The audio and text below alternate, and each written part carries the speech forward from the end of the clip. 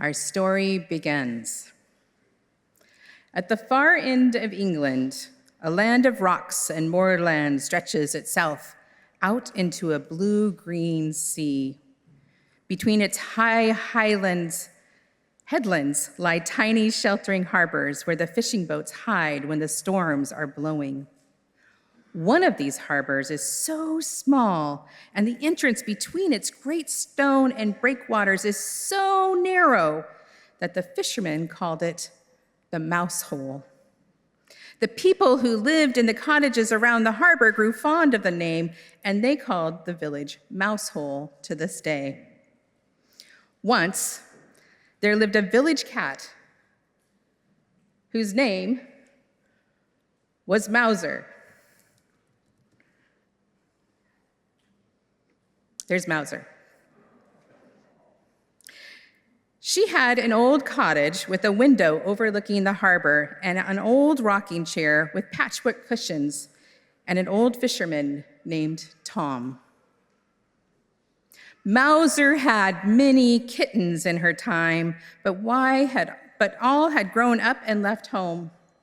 Her eldest son kept the inn on the quayside. It was noisy and smoky, and his man had once spilled beer on Mouser's head as he was drawing a pint, so she did not go there very often. One of her daughters kept the shop on the corner. It was busy and crowded, and her lady had once stepped on Mouser's tail as she was weighing out some vegetables. She did not go there very often either. Sometimes Mouser felt that her children had not trained their people properly. Her own pet, old Tom, was very well behaved. He never spilled the cream when he was filling her saucer. He always stoked the range to a beautiful golden glow. He rocked the rocking chair at just the right speed. He knew the exact spot behind her left ear where Mouser liked to be itched. What was more, he never wasted his time on drawing pints of beer or weighing out vegetables. When he was not looking after Mouser, he passed the day in the most useful way possible. He took his little boat through the narrow opening between the great breakwaters out into the blue-green sea and caught fish for Mouser's dinner. Mouser was very partial to a plate of fresh fish. In fact, she never ate anything else, but she liked a little variety. So on Mondays, they had morgy broth. On Tuesdays, they baked hake and topped it with golden mashed potatoes. On Wednesdays, they cooked kittigree with delicious smoked ling. On Thursday, they grilled fair maids, a mouth-watering meal. On Fridays, they fried launces with a knob of butter and a squeeze of lemon. On Saturdays, they soused scad with vinegar and onions. And on Sundays, they made a stargazy pie with prime pilchards in pastry. All in all, Mouser's days passed very pleasantly. We left our story with Mouser enjoying her many fish dishes. One year, there came a terrible winter. At the far end of England, the blue-green sea turned gray and black. The great storm cat is stirring, thought Mouser as she watched out their window. The wind whined like a wild thing about the high headlands. It came hunting the fishing boats in their hidden harbors. When the great storm cat is howling, thought Mouser, it is best to stay snug indoors by a friendly fire. Mouser watched as the great storm cat clawed with his giant cat's paw through the gap in the harbor wall. But it was too small. He snarled and leaped up at the great breakwaters under the lowering sky, but it was too high. The fishing boats sat safe as mice in their own mousehole, but they could not get out. And because the fishermen could not fish, there was no more food. They ate up the few vegetables that were left in their storm-wrecked gardens. They ate up the salted pilchards that were left in the cellars. Mouser hated vegetables, and the pilchards were too salty for her taste. Soon, there was nothing left. The cats and their people grew very hungry. Mouser sat by her window, staring out at the storm, and thought longingly of morgy broth and stargazy pie. Every day, the fishermen gathered on the quayside, and sometimes they would try to take a boat out through the Mousehole. But always, the great storm cat lay in wait for them, and they were lucky to escape with their lives. Then at last, one evening, as old Tom sat with Mouser on his knee, she felt him take a deep sigh. "Mouser, my handsome, someone must go fishing, come what may, and I think it must be me. It cannot be the young men, for they have wives and children and mothers to weep for them if they do not return. But my wife and parents are dead long since, and my children are grown and gone."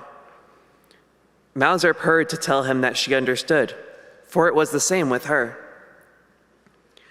"I shall go out tomorrow, Mouser, my handsome," said the old man, "and I shall not come back without a catch." Mouser purred louder to tell him that she would go with him. For he was only a man, she thought, and men were like mice in the paws of the great storm cat. Besides, she knew that if he did not come back, she would not much care to live in her cottage without him. There would be no one to pour the cream, or stoke up the range, or rock the rocking chair. There would be no one in all the world who knew just where she liked to be tickled behind her left ear. "Tomorrow night, Mouser, my handsome," he said, "we shall eat morgy broth, baked hale, ling, launces, fair maids, south scad, and stardazy pie." Then Mouser purred as if she would burst to tell him that she loved him more than any of those things. The next morning, they set out very early before the others were waking. Before they went, Tom stoked up the old range and damped it down so that it would burn steadily until they returned. Then he hung a lamp in the window so that it would shine out across the harbor and light their way. As they reached the quayside, Mouser looked back through the wind and rain and thought how warm and welcoming the window looked. As we move towards the end of our story, I need some help from you. We're going to have two different sides of the sanctuary. This side is going to be the great storm cat, okay? And this side is going to be Mouser, all right? All right, for the great storm cat, I want you to practice meow moaning. Okay. Oh, good job. All right. Hopefully the dogs don't get upset in the room. Okay, good job. All right, on this side, I want you to practice meow singing. All right, okay. You might want to get a little more singing in there. And then later in the story, we're going to do some purring. Now, I was trying to figure out how to purr because it's when you make the noise in your mouth, it's not very loud, right? So I'm thinking if we just tap our knees.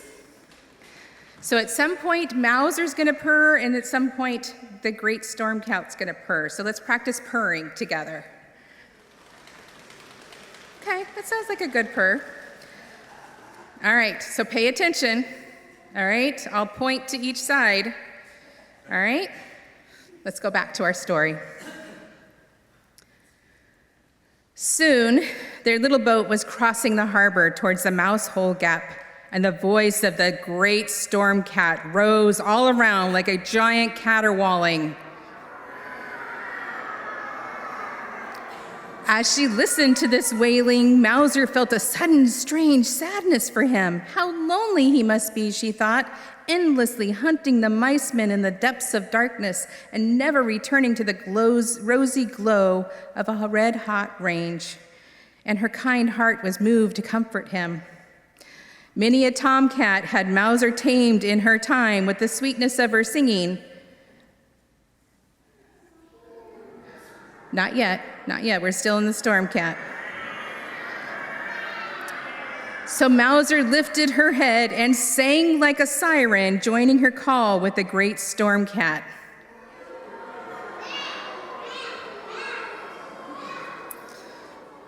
And so it was that he was taken off guard as the little boat made its bid for freedom. Soothed by the sweetness of Mouser's serenade, the great storm cat paused in his prowling and pulled back his giant cat's paw for a mere moment. Swiftly, the little boat passed through the mouse hole and out into the open sea.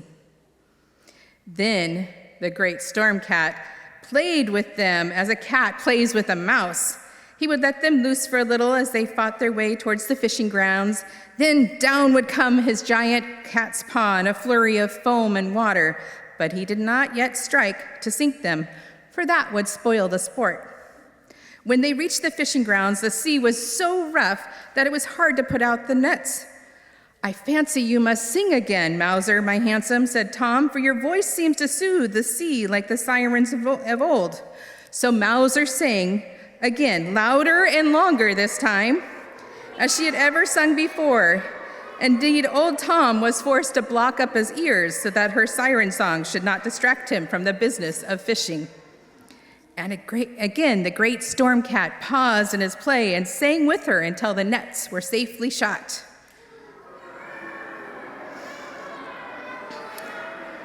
All day they fished in a seething sea. The waves were so high and the clouds were so low that they lost sight of the shore. And all the time, the great storm cat played with the little boat, striking it and loosing it, but never quite sinking it. And whenever his claws grew too sharp, Mouser would sing to soften the edge of his anger. And as evening came down, they hauled in the nets into the belly of the boat, tumbled ling and lounces and scad, hake, fair maids, enough fish for the whole cauldron of morgy broth, enough pilchards for 100 stargazy pies. "Mouser, my handsome, we are all saved," said old Tom, "if we can bring this haul home to the harbor." But Mouser knew that the great storm cat would strike when he saw them run for the shelter of the mouse hole. She knew that the game serves only to sharpen the appetite for the feast to follow. "It is his mealtime or mine," thought Mouser, as she looked at the floundering fish in the belly of the boat. Blue, green, and silver they glistened in the grayness. It made her mouth water to look at them. As she thought of the morgy broth murmuring on top of the range, the stargazy pie growing golden in the oven, Mouser began to purr. And her purring rose like a hymn to home above the noise of the great storm cat's howling. Such music had not reached the ears of the great storm cat since the dawn of time. For when do cats purr out in the wind and in the darkness? Puzzled, he paused his howling, bending his ear to catch the strange sound. It seemed to him that he had once heard such a song long before, when he was not more than a storm kitten. The great storm cat grew quiet. Gone was his hunger for hunting or making his meal of the mice men. Only the pleasure of purring remained. Then the great storm cat began to purr with Mouser. And as the soft sound grew, the winds waned and the waves weakened. Night fell and the little boat sailed back across the slackening sea. As they came in the sight of home, a strange sight met their eyes. The whole village of Mousehole was shining with light, and lanterns gleamed along both arms of the harbor. For when the people of Mousehole had woken to find old Tom's boat missing and a light left in his window, they knew he had gone out to find fish for them or to perish in the deep water. As they waited and watched, they saw the wind was dying and that the sea was growing calm. The dark clouds lifted and the thin moon shone out between them. And in the light of the thin moon, they saw a small boat coming, and behind it came the smallest, tamest storm kitten of a wind. And old Tom and Mouser came through the mousehole gap. A sudden breeze caught them, a tiny, playful cat's paw, like a gesture of farewell. There was a great deal of cooking in Mousehole that night. The people made a whole cauldron of morgy broth. They baked hake, cooked kittigree, grilled fair maids, these fishes, I had to look them up to see if they actually existed. Fried lounces, South Scad, they baked 100 starry gaze pies. Then people and cats, they feasted together until the hunger was no more than a memory.